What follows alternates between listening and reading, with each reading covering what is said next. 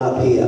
I want a whole multiplicity of people sharing different components of consciousness, but I watch for character, because character is one of the major earmarks that the divine is truly manifestation in an individual. So please put your hands together for this man.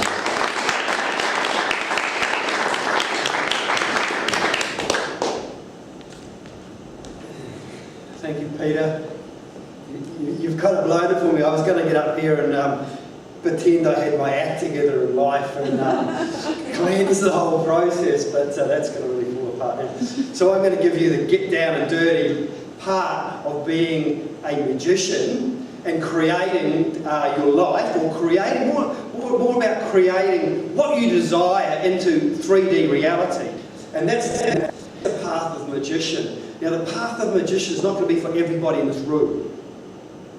But I will take you into my journey, my energetic template in terms of what it means to be a magician and what it means to create the evolution of what I call a magic consciousness. What I mean by that is being able to cause things to change in reality, in alignment with your deliberate desire. Meaning you desire something to shift or turn up in your life, and have that turn up in your life. That is one of the highest, most absolute human functions that we are moving to as human beings, as a race on the planet today, from my understanding. I've got some notes, so I'm not completely a magician yet. So I want to start by saying this, is that in order to create your desires into 3D reality, you need to do a number of things. But the key thing you need to get around and understand is this, is that you need to be able to drop your mind, let go of mind, and come from pure absolute consciousness, or what I call DAC. Now, DAC is dynamically active consciousness. Now, you can explain that through spirituality with cosmic consciousness, or God, or creative force, or higher self, is one way you might explain it. My definition that I want to talk to you about tonight comes from quantum mechanics, and it's this: is that dynamically active consciousness is like this. If you've got a neutron as my fist, your electron will be something like 15 kilometers away, circling my fist. So there's that much space between an electron and a neutron. Does that make sense? Now, if you go into that space, you eventually hit what's called the Planck level. Now, Planck level, you're looking at unlimited, absolute potential thought. So it's not actually thought itself, but it's potential thought in the form of wave functions. And this is not my concept, this is quantum mechanics. So any of you, if this is the first time you've heard it, go and explore quantum mechanics. They will deliver you this new theory, or this idea. The theory's been around since 1980, but it's been more and more proven today. So at that level, between that electron and that neutron, you go down and you go down and you get to Planck level. It is potential thought. Now, what is potential thought? Potential thought is everything that's been created since the Big Bang and into the future. Now, that potential thought that's down there, that unlimited, unbelievable space, has power that you would never, ever, ever be able to comprehend from a mind perspective. Splitting of an electron, we created the atomic bomb. At the level of Planck, you're looking at 1 billion times more energy operating at that level. Operating at that level. And we're talking about consciousness in itself. Dynamically active consciousness and the power of energy at that level. That is incomprehensible to our minds. So just get that point across. So we create through two things. We create through information and we create through energy. So what I want you to do is I just want to put that concept aside for a minute, and I want you to come out of the rabbit hole, so to speak, back into reality here. Now, from our perspective, in order to create magic, or cause change to occur into reality, in alignment with your pure desires, you need to break through a couple of these barriers. 3 of them. 3. The first barrier that you need to break through is you need to be able to separate mind and consciousness. So if you're lying on your bed and you've got a lot of stress or anxiety or any kind of thought running through you, okay? So you're able to lie on your bed and reality is happening here and now. So you're lying on your bed, nothing's happening but lying on your bed. You will be able to witness your thought processes moving round and round and round in your head. Does that make sense? Yes.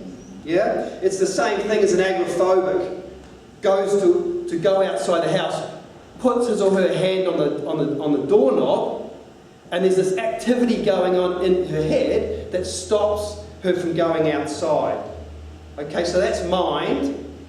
Consciousness happens in pure now, pure presence, pure reality, as it is happening now, right now. And the difference between desire, or pure desire, at the level of consciousness, is sequence of time. Sequence of time. So an agoraphobic, or someone who's insane, which is all of us, on some level, is time. So your mind is either hallucinating into the past, dragging up memories, so speaking, you've got time that way, or you're creating something illusionary into the future occurring. Yeah? If you don't believe this concept exists, think about the last disastrous relationship you had and how much you moved time to make it work. Okay? So that's the first thing you've got to consider. The second thing you need to consider is you need to break down the conditioning and structure of your mind. Our minds get addicted to emotion, and they get addicted to repetitive patterns of thinking. You know, this happens, I get angry. Oh, it happened again, I get angry again.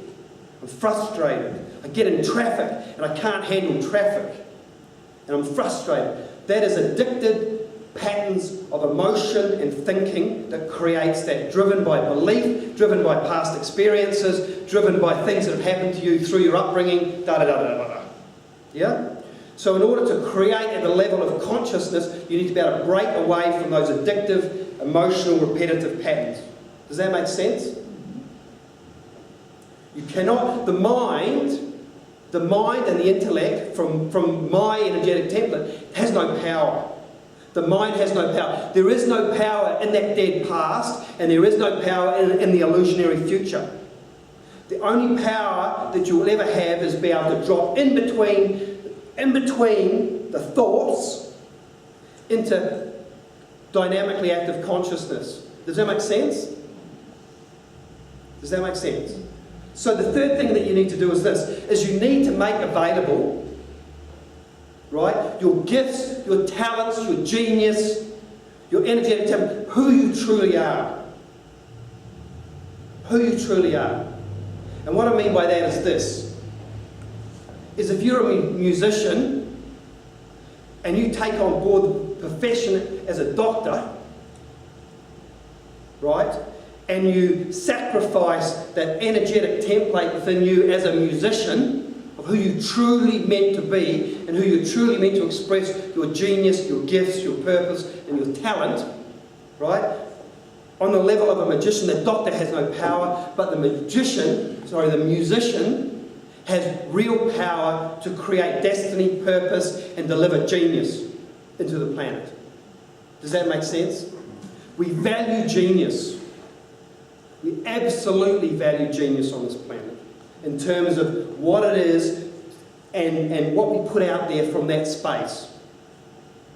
And whenever you create absolutely your potential in the moment, you're creating from that space. You're not the doctor who's struggling at that level. So if you don't do those three things, you essentially end up with a powerless situation and dealing with a lot of fear, doubt and insecurity in your life, is the way I look at it. The second thing that you end up with is that dissatisfaction of having to do what you don't want to do, or you're struggling against life on some level. And the third thing is that you end up in the same repetitive, boring patterns in life and moving through life on a daily groundhog kind of process, day in, day out. You know, watching TV, and breakfast, going out, get up 9 o'clock in the morning, come down, come home at 5 o'clock, blah, blah, blah, blah, blah. So, the pain model, the energetic pain model, so it's like the job, get the mortgage, get married, pay the bills, retire, and disappear. Yeah? You know, it's the fit into society, it's the, like, this is what I'm meant to do, this is how my life should be, and this is going to, you know, create the white picket fence and the lovely house in the suburb, and this should all make me happy, da-da-da-da-da. You know what I'm talking about here, right? So here's the thing. If you're doing this,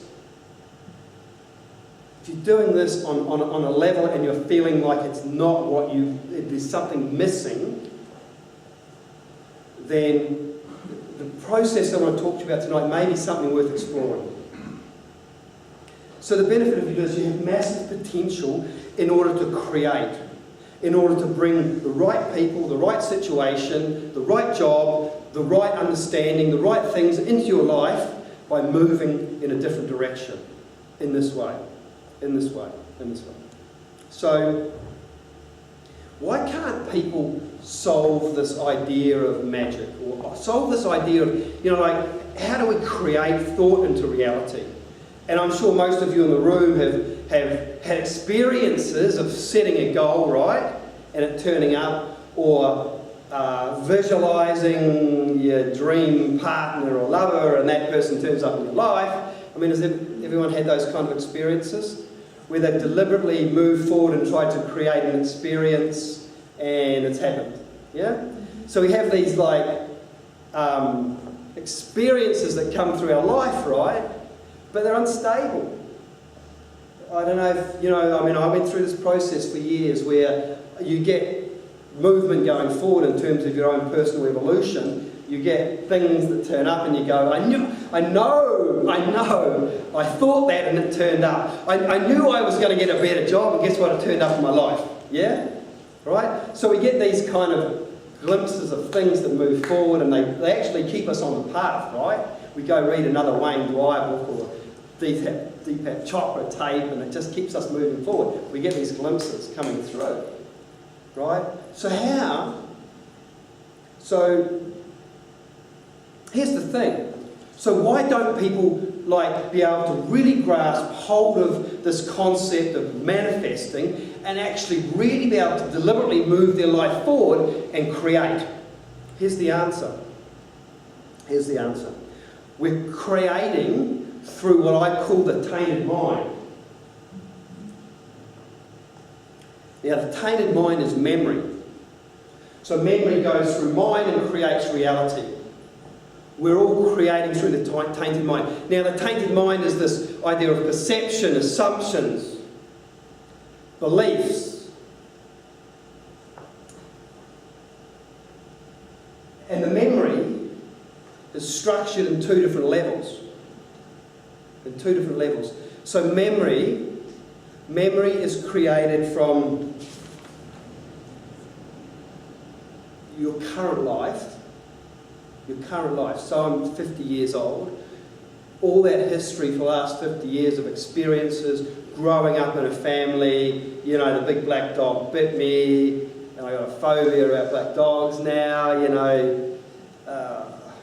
My girlfriend dumped me when I was 17, and I was wounded until I was about 35, and finally created some kind of relationship kind of process, right? This is all the mind that's been tainted in experiences, and I've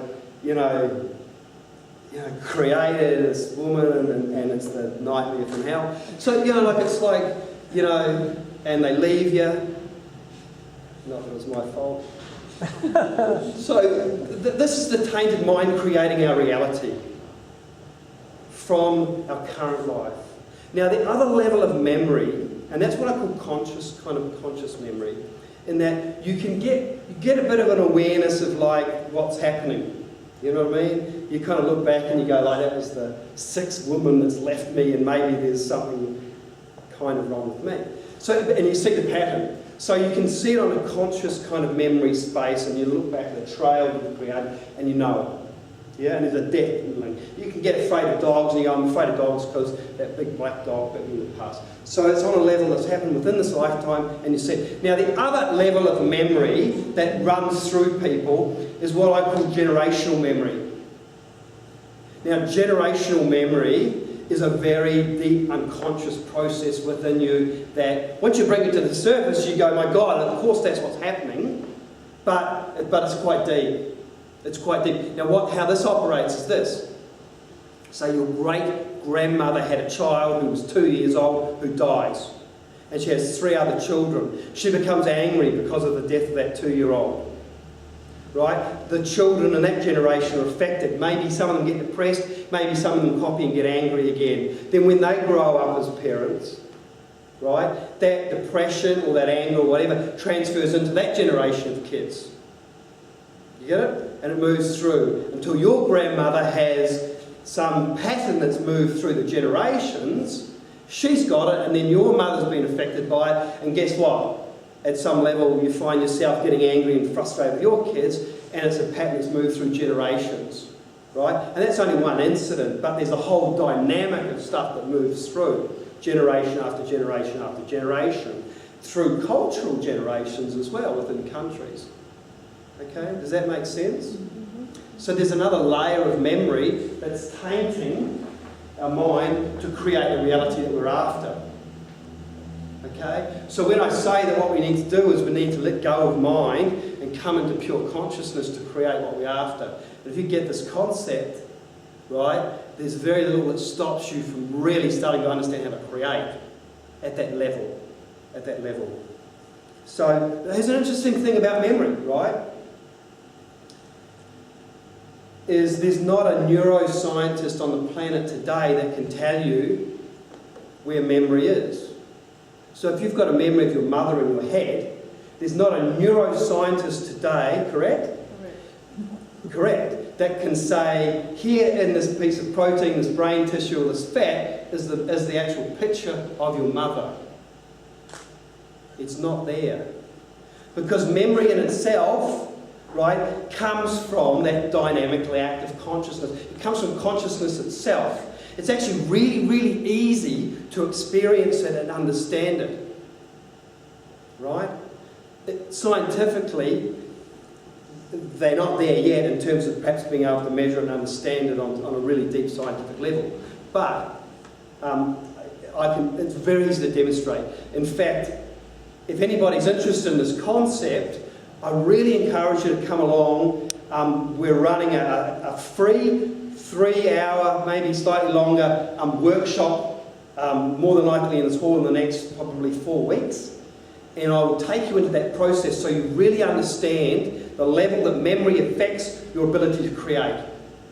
And I'll take you through a process that is very simple, and it will take you into the space of knowing how to create on a completely different level than you could ever imagine, and take you on the path of really understanding it. Really understanding it from a deep level. And I can take you into that space and show you energetically how your memory, whether it's now, in fact it's not the memory, we work with that generational memory, and I will bring up stuff, I will show you exactly how it's operating within your consciousness, and you will be amazed at the information that you get. You'll be amazed. And so I encourage you to come on. So, the reason this here exists, right, this table thing exists, is through memory. It's through memory, right? And quantum science, quantum mechanics says that this table exists because of memory. So you've got to remember, right? Thought, information, which I call information, memory, perceptions, assumptions, ways of looking at things, whatever that is, right? That's information. It goes... Does it make sense? So you've got information coming through the tainted mind into dynamic consciousness. So this table exists through memory. Through memory. And it's so solid. Why is it solid? Is because of the power behind that wave function at the level of Planck. You can't comprehend it from your mind. A quantum mechanics scientist will tell you that a cubic centimetre of that energy is enough to create multiple universes. Multiple universes. The power behind 1 centimetre of Planck energy, or consciousness, dynamically active consciousness, is beyond anything you could ever imagine, which is why you think something and it creates. It creates. And this is created solely because of memory.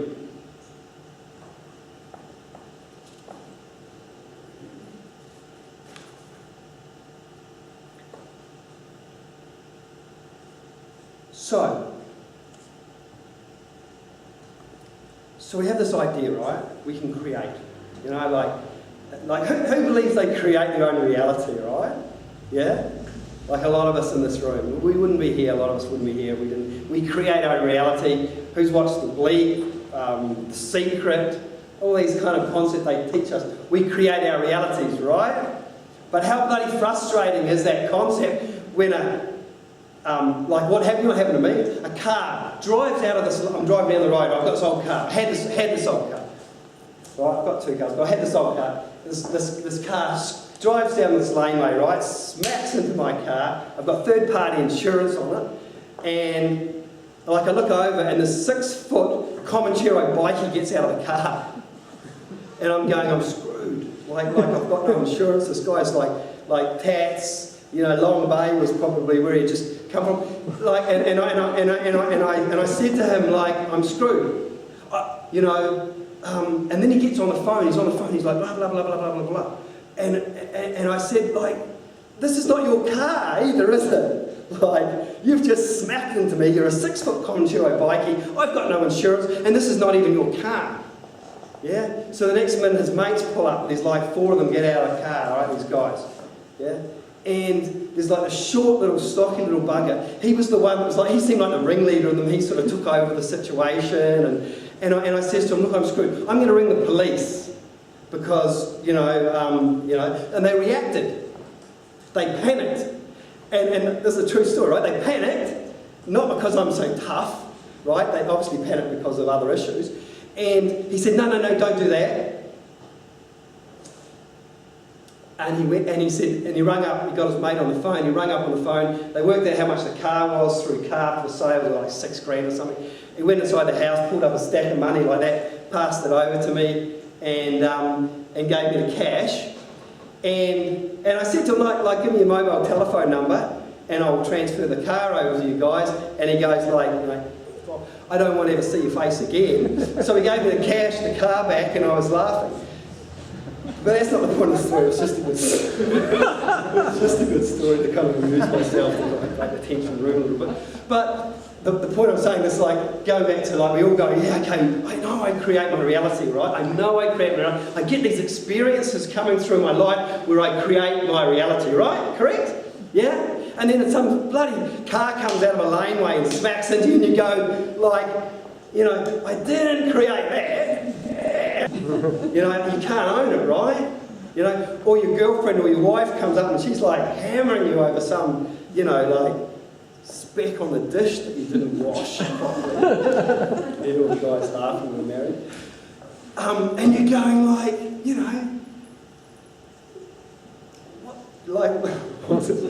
what am I married for to that woman? You know what I mean? It's like I didn't create that in my life. I created love and serenity and peace. And, you know, I didn't ask for the South American. So, like, you know, and you're going, and your mind's going bananas, right? It's going, but I didn't create that. Correct? But here's the thing. Here's the thing that you have to understand, is that at the level of dynamically active consciousness, it creates your thoughts. It creates your thoughts, right? So if you think you didn't create it, right, on a deep level, you will create the situation that you created that tells you you didn't create it. It's that bloody dynamic. Does that make sense? Like it's so dynamic that it will create it. And the only time that you ever start to actually get to a point where you are fully creating your life, moment by moment by moment, is clearing the tainted mind. The more you clear your tainted mind, the more you will come into that space of knowing the synchronicity of your life. And the more you move into gift, talents, intention, purpose of your life. Of your life. Right? That's the good story. Okay? That's the good story. The challenging story is this, is that the more you open up to dynamically active consciousness, the more you have to be prepared to walk the rite of passage. The rite of passage. Now the rite of passage is here, between mind and dynamic consciousness. So has anybody been in that situation where they can feel both sides of that equation? You know? It's like you've got the fear going on, but you've also got this thing that's luring you towards something that you know is right. Yeah? 100%, right? That's the gap here. That's the gap there. Right? So you're swinging on both sides of it. Now to evolve, you know what you've got to do, right? You've got to let go of the structure of your mind, and that's telling you about, because fear, any kind of fear, doubt and insecurity is illusion. Right? Anytime you have fear, doubt and insecurity and you stop and you think, and it's just like reality's happening here and now, your mind is going off and it's creating a story about what's happening. Correct? Pretty simple idea. So the trick is to act from here to evolve, and act from there to start breaking down that structure of your mind, and not only act from that space of dynamic active consciousness in order to know that that really does exist. And the more and more you move through those gates of hell sometimes, the more you start to actually break away that structure of the mind, right?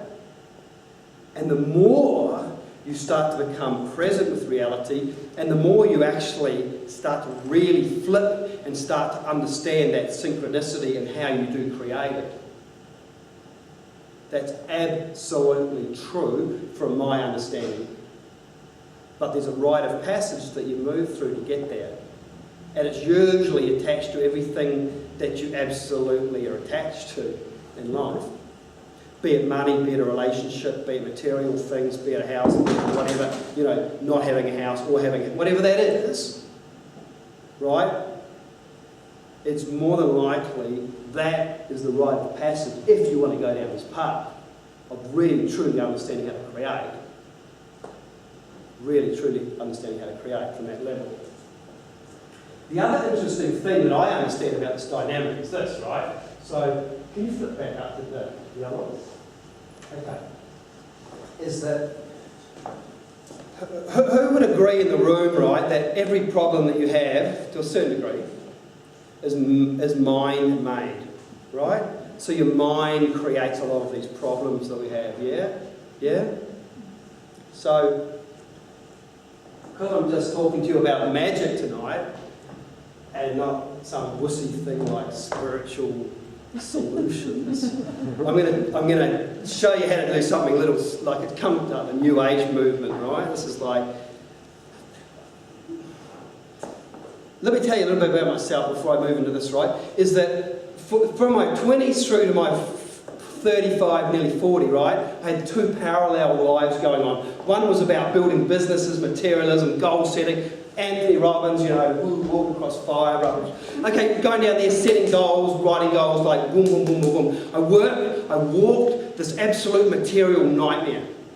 Stress, anxiety, fear, doubt, trying to create this material world. On the other side of the things, I walked the New Age life. I did past life regression, I taught about soulmates, I did crystal stuff and I meditation, the Indian guru, I taught at Mind Body Spirit Festival as well. So I had these two parallels going. They all crashed and burned in one moment, which brought me into this space here. Okay, so, but one thing you do understand, love, right? Love exists. Like, love is like the, that's beautiful, right? Kind of.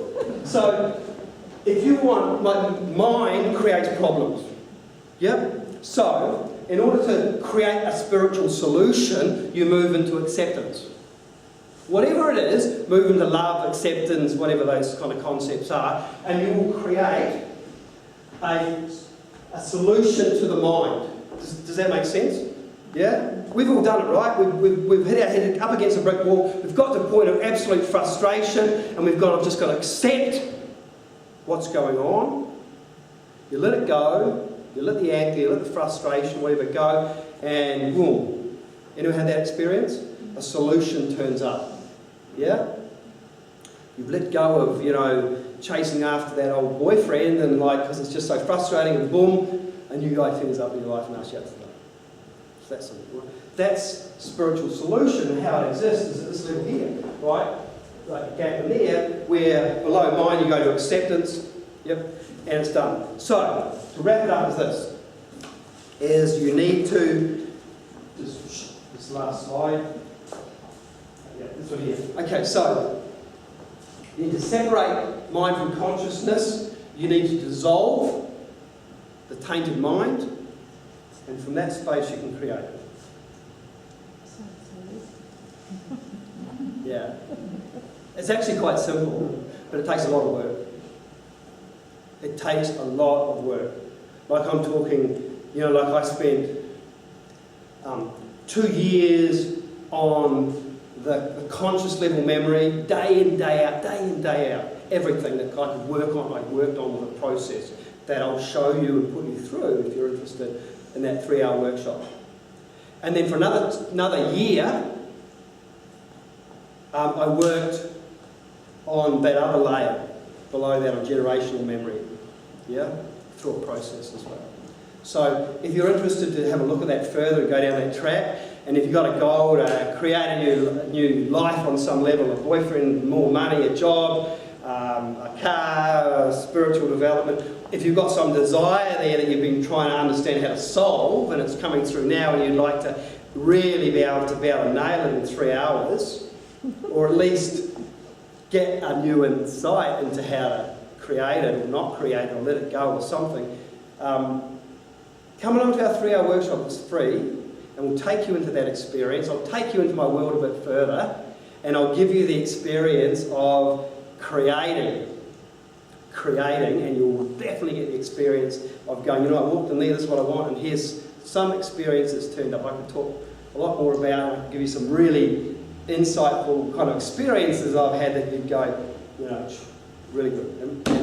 But I've run out of time, unfortunately. So I'll run an email through Pete's meetup, if that's okay, Pete, and let you know about it. Alternatively, if you really want to pick it up, there's a pad over there. Write your name and your email address on it. I'll make sure you get an email letting you know when it's on.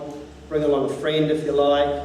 My business partner Adam, here in the front. Is evolutionarymagic.com connected to Evo Magic? Yeah. So you can go into evolutionarymagic.com and you'll pick us up there as well. We're on Facebook, Twitter, LinkedIn, like some of you go on a week, but so that's it. All the best. Yeah. Great.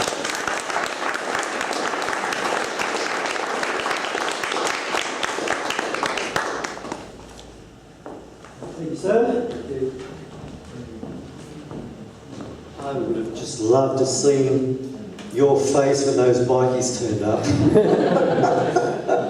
It's always good when it's someone else. You know, this week we lost that New Zealand model, Sydney New Zealand model, I think it was Charlotte Dawson. This week, did you hear about that in the paper, the model? Yeah. She died. And it just brought home to me some of the things that Bruce was saying in relation to we cannot afford to allow our mind to be anchored to this three-dimensional virtual reality. It will drive us insane. We are to be in the world but not be of the world. And that's the absolute need of the awakening of consciousness and how crucial it is in our lives. We're just about to close, but before we do, I'd just like you to be refreshed, not that you haven't been, but we're just going to finish with one song. Would you close your eyes? We're just going to go into this one frequency. It only goes for about 4 minutes, and then I'll close the meeting and we'll go away. So if you just close your eyes and just allow the resonance, the harmonics of this one song to refresh you as you go out of here tonight.